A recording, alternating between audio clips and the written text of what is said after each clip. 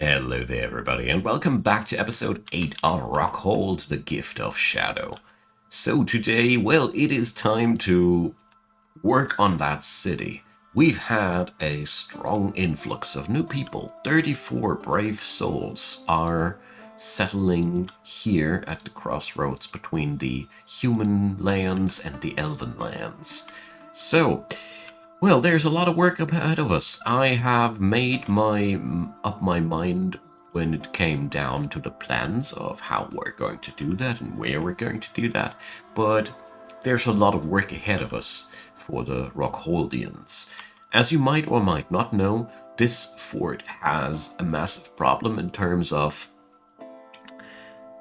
depth. You see, we have not much room for the city itself. The caverns start very, very early, and there is not much room for big apartment blocks, and therefore we're going to build ourselves our city. That's what I came up with. Up until then, of course, we're going to build a little bit further here, as the expeditionary quarter is still not fully, well, fully claimed, fully used up, however you want to call it. So the idea is a simple one. I figured that we have here not much room. If we'd be going downstairs here, we could be, of course, continuing the city down here. That would be one thing. But our entire idea stops to work into this area. Of course, we can then use the layers here and here, but that's also very quickly very wet. And if we go down a little bit further, we are already in caverns territory. So, long story short, we do not really have much room to work with. Thieving or mischievous creatures, the chaos. Well, we have this thing now under a roof. I hope that'll work out for us. So, the idea is a very simple one. We're going to go and use these two layers that we got as our city. So here we go. One layer down, two layer down, and this will be where we're building our city. I don't want to go directly into this layer as it is directly connected to the surface. I don't like this too much. This area, though, is not connected to the surface at all, and therefore we're going to use it as our new city square. The real interesting part about this build will be now that we got to excavate everything and build everything new, because the sand floors here, they suck, simply said. We want some serious flooring here, and therefore we're going to have to floor quite a lot. So we're going to use the chert for that, because we have so freaking much chert at our disposal. There we go. We're going to build walls eventually for this place as well, but one thing at a time. So this is the main square.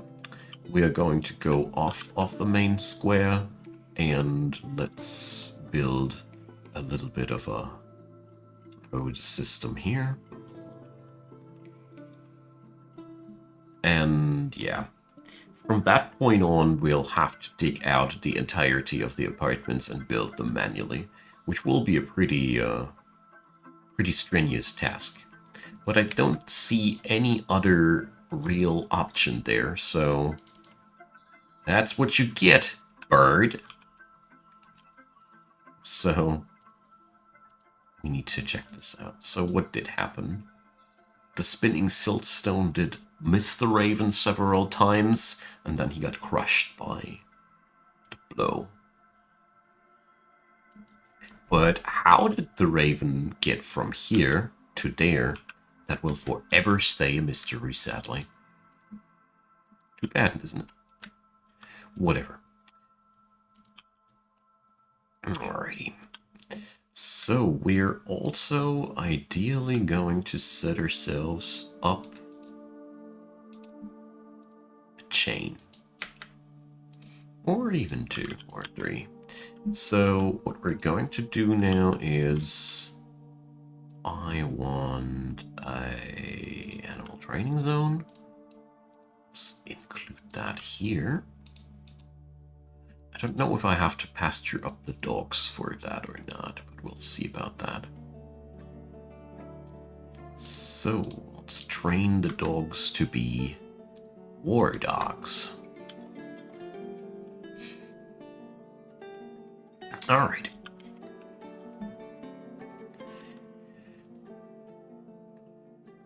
So now let's move on over to the really annoying part, and I want to try out how well this works if I do it like this.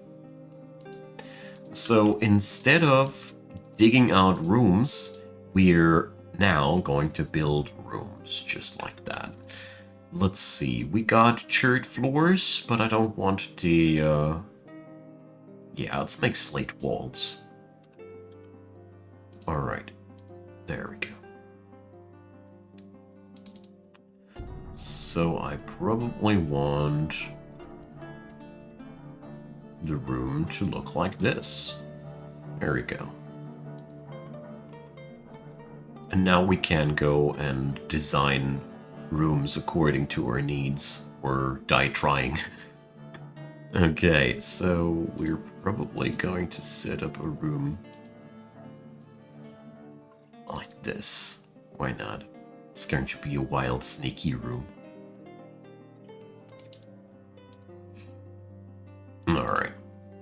And that is how we're going to work for this city. That's going to be a damn lot of work. But on the other hand, we can now use the entire frickin' layer here. That's the positive about that.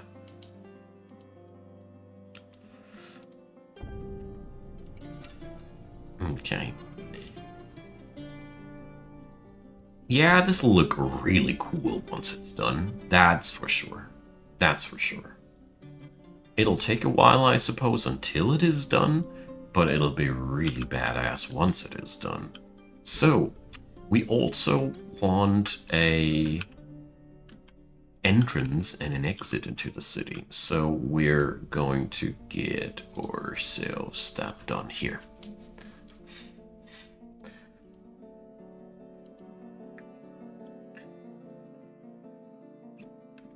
So as far as I remember, there's some issues with wetness here. Exactly. But that should be done in no time. There we go. As a fully matured fort that we are, these things are absolutely no problem, of course. There goes. And now we're going to end in the Temple of Erdem, obviously. I don't care. I mean, there's worse things that that could end up. It's at least perfectly symmetrical in the at the end of the hall, so meh. Oh, come on, you. I leave you the selection of the materials and you go like this? Yeah. That's why you can't leave things like these to your dwarves. So, anyways, all in all, this gets us to the point where the city is now properly connected. People can now come from this part of the city into that part of the city easily. That's what I wanted. So, we got a security system, or it's in the making. Gotta say, I'm quite surprised how fast they are, all that. And yeah. Now, of course, we need to build the walls and all. This is one heck of a narrow room, huh? But I like it.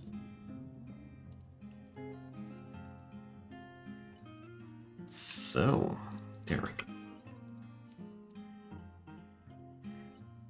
Bed goes into the corner, I'd say.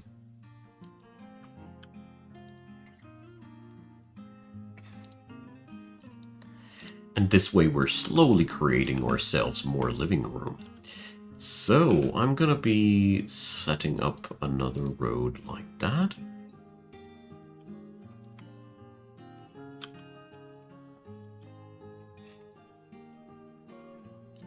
Alright. So here we're just going to go for something like that. I want to dig out the entire square, but if I do so directly, I will confuse myself. I will not be able to see how things are supposed to work anymore. I think these should be siltstone stairs. Yeah, I know it's super important, all those things, but for me they are. Okay, what we're now going to do is a quite simple thing. I'm just going to be setting up the walls on the corners here, and then we are going to order the rest to be excavated. That way I now know where the cornerstones are, so this way I can just create the apartments as needed. So the city is very, very unhappy. What's going wrong here? So they're lonely because they're away from their family. Okay, so far so good, but yeah. It is mostly because of the recent troglodyte attacks. But I think with the current situation as it is in the city, it should stabilize anytime soon. So, Ezum, the Stonecrafter, is possessed. That would be, that's going to be an interesting thing. So, as you see now, we can now easily draw our walls. Just figured that I want to have something like this here.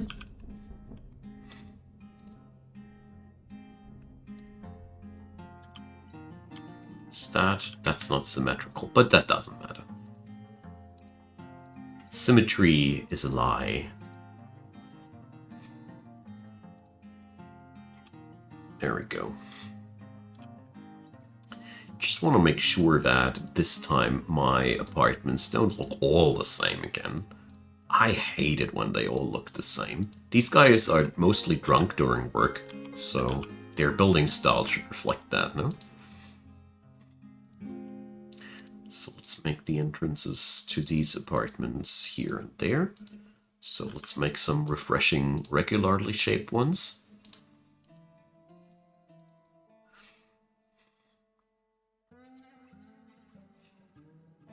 And that way, we have a real chance of expanding the city properly.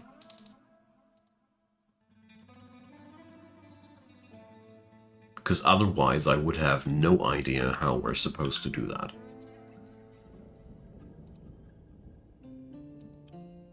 Alright. Not quite sure if I like that chert-on-chert floor, inside and outside. A siltstone bracelet. That was not only fast crafted, but also fast collected. So, again a siltstone item. Well, it is a bracelet. There's really nothing special to be said about the bracelet. That's supposed to be an artifact. Do I sound disappointed? Nah, I'm not disappointed. It just looks like something you use on your day-by-day basis. Anyways, it's worth quite a lot of penny, and maybe we are going to showcase it later somewhere. Who knows? So yeah, you see, that looks like I want it to look. Good. So it's Dwarf of the Daytime, who is currently an important person in our ranks. So we already have Nish, Fath, the Bone Doctor, well, who also happens to be a legendary cook. So, Fath, let's check out what's your story. He does not generally respond to emotional appeals. He lives a fast-paced life, and he tends not to reveal personal information. He can handle stress, and he isn't given to flights of fancy. He's stubborn. He tends to be a little tight with resources when working on projects, and he is not particularly interested in what others think of him. He enjoys the company of others, and he often feels envious of others. Well, Fath, that's an interesting combination of attributes here. Well, wasn't that, well, whatever. So, he likes phyllite, nickel silver, blue jade, coral, figurines, splints, horses for their strength, and the words of the scholarly satins. When possible, he prefers to consume snail, cherry wine, shouldn't that be cocoa beans? And coffee cherries. He absolutely detests bark scorpions. Yeah, I'm not a big fan of scorpions either, my man. Anyways, so, Fath, a legendary cook. I should really consider putting him into that job. But until then, welcome among the main protagonists. Alright. So, I do think we are on a good way here with the progress of the city. These are perhaps not the most luxurious of apartments, but I do like the fact that I can very much freestyle as much as I want to, and it still works out and looks nice. I've never had a sophisticated city in these layers, for real. Like only small scale, not large scale like I am aiming for here.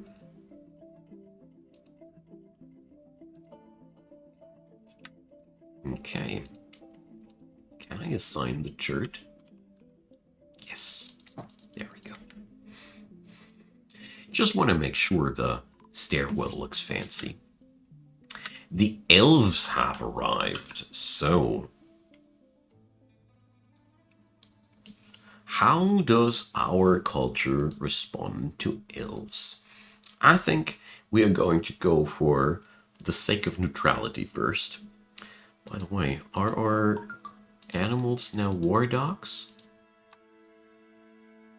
No? Yes.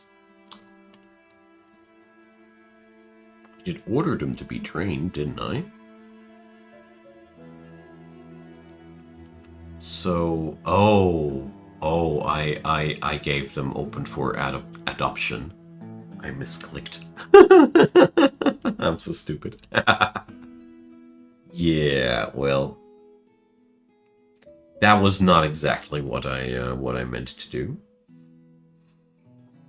But whatever, new dogs will come. We might as well chain up some cats here. It's here mostly about having something that can keep guard up for your thing.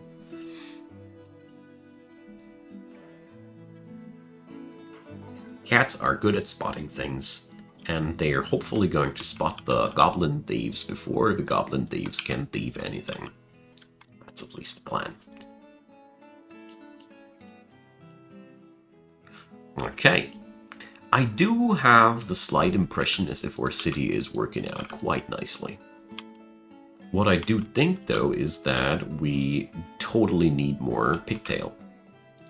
It's one of the things that I really feel like our city is lacking on. Our Forgotten Beast, a Zoropod, One, short trunk and gaunt appearance. Beware its hunger for warm blood. I think I've never seen that statement before. It's hunger for warm blood. Well, okay. I mean, at the end of the day, that thing can't do anything to us. After all our entrances are sealed. So, wherever it would want to enter, this is not possible. Currently. It won't stay like that forever. I bet that the Forgotten Beasts will one day become able to destroy doors again, but currently they are not. So new people are arriving. No mail! Ha ha! Look at that. That's the first Sandwallians arriving. Ubul, the woodcutter. Beautiful. Dusim, the crafts dwarf. Mistem, the waxworker. Letust, the woodcrafter. I vaguely remember that one.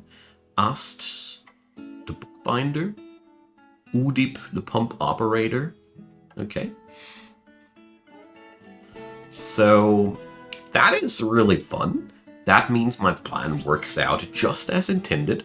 People come just like they should. So, Zaz, Die Clenched, you are also my second dwarf of the day, because I want to do 2 today. So, she is implacably curious without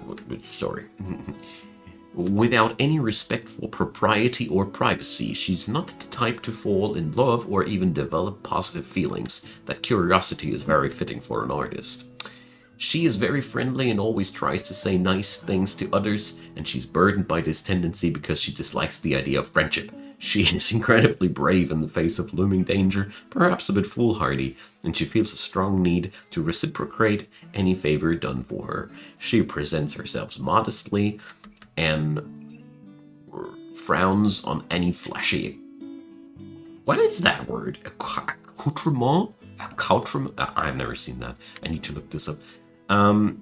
She does not often feel lustful. She could be considered rude. She tends to be a little wasteful when working on projects, and she doesn't mind a little tumult and discord in day-to-day living. And she's conflicted by this, and she values harmony as an intellectual concept. I'd like to be smarter, but I like dumb things. Love this.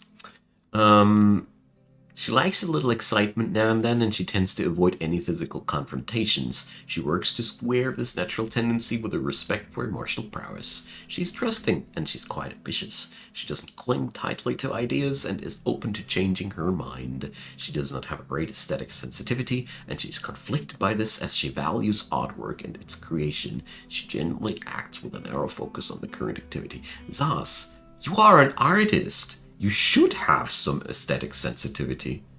Oh dear. Well, let's see what the High Master Engraver Zaz without artistic sensitivity will produce for it. Welcome. Oh, she also has preferences. She likes malachite, sterling silver, red spinel, hazelwood wood, crystal glass, orchid tooth, and spears. Jeez, that's costly tastes.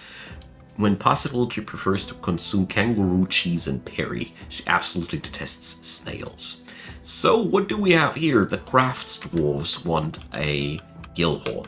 You see, that's one of the reasons why I don't want to have any real bigger city things going on here, because we still have to fit in all the guild halls as well. So we're going to go get them there. So let's make that happen like this. There we go. Personally a big fan of guild halls, therefore let's give them what they're craving for. Okay. Crafts dwarfs. I love the fact that we have now a tool that gives us intel about that things are problematic. Why do we know that there is Harlequinapal there? I am not so happy to see this, as it always freaks me kind of out. Where does that information come from? You see, that is usually a hint that either one of your creatures is scouting down here, or somebody has just recently clobbered open a hole in the wall. But as it stands here, the Forgotten Beast has killed our cat, so I assume cat has found these gems before it died. So, rest in peace, cat. Your sacrifice will be always remembered, but I'm very relieved that we have no hole in our defenses. So, let's go for that stone.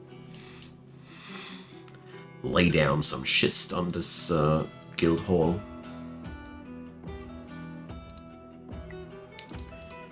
Call the dwarven economy to smooth out this thing.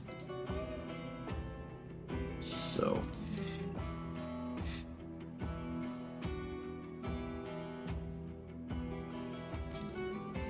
And then Zaz can do her thing.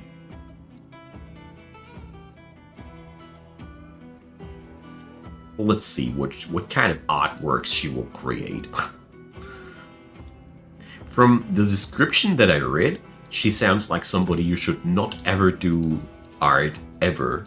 Or you should never let her do art ever, but, well, we'll see about that.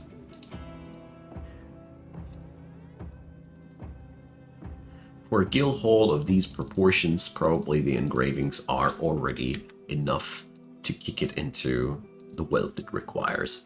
We're also going to add in a couple of crafts dwarves workshops here, because after all, it is a guild hall for crafts dwarves.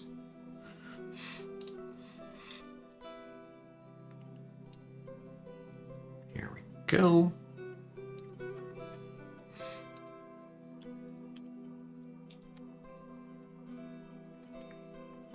So, the sealing of posts. So, everybody in our city is welcome. Yeah, all visitors are welcome. This fort is a little bit different from these that I did before, as I want to welcome people here.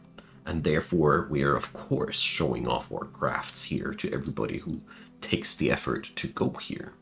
So, the artworks relates to the tearing off of the human Inu Brightness Palm's lower left back tooth by the giant lion matched doused in 93. Yeah, she's absolutely not really sensitive in aesthetics. So, let's see. I'm going to the destruction of haunted silvers. Just haunted silvers. Well, I'm going to try and check out what I can find out in between the episodes. The fun part is, she, as a high master engraver, might not be producing the most beautiful of artworks, but they are valuable. So that part works out just as intended. Wonderful. I'm really happy that we got ourselves now an access into the new city like that, because that, really, I like it. I really like what I did here.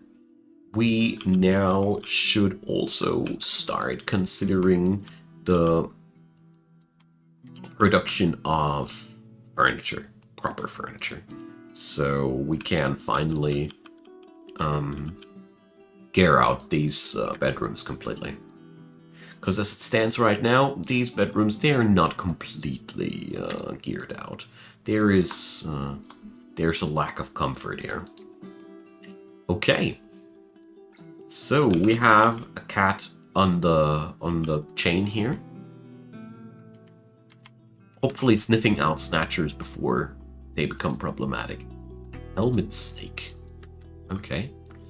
That forgotten beast is on a roam here. There's so many dead things down here. So I already killed 25 things down here. And, well, okay, it is a little bit torn apart from all the things it did kill, but, well, alive and kicking. Also, almost all of my traps are completed. Hell yeah. I mean, at the end of the day, we're only getting started here, you know. That's just the beginner's suite. We're going to increase the total amount of traps here as well, and the traps will become more sophisticated too. After all, we don't have any options to defend yourselves classically to, well, okay. In the meantime, the Forgotten Beast is getting all the kills there. My good friends, I'm quite happy where we started today, but it is now sadly time to end this episode. So I'm really happy with where this city is now going. Like, I really think that this new layout here, this new strategy that we're following here, will result in a gorgeous city. Next episode, I want to set up a little bit of a surf structure here as well, and see what we're going to set up in between too. Thanks for watching, you all. Drop me your comments, leave me a thumbs up, consider subscribing, and of course check out the description box. You can find many things Dwarf Fortress down there, the Savage Lands Saga, Season 1 of this, where you can see sand walls. That's where these people with the asterisk originate from. And yeah, feel free to check these out. Also, toss a bat an eye on the Discord and Twitch and Patreon and PayPal and Buy Me a Coffee, or my channel membership system, so you can watch all the videos before they get released officially. Either way, I want to say a big thanks to everybody supporting the channel, and a big thanks especially to you watching this video right here, right now. I appreciate you and your attention for the stuff I do deeply. See you all in the next one. Bye bye.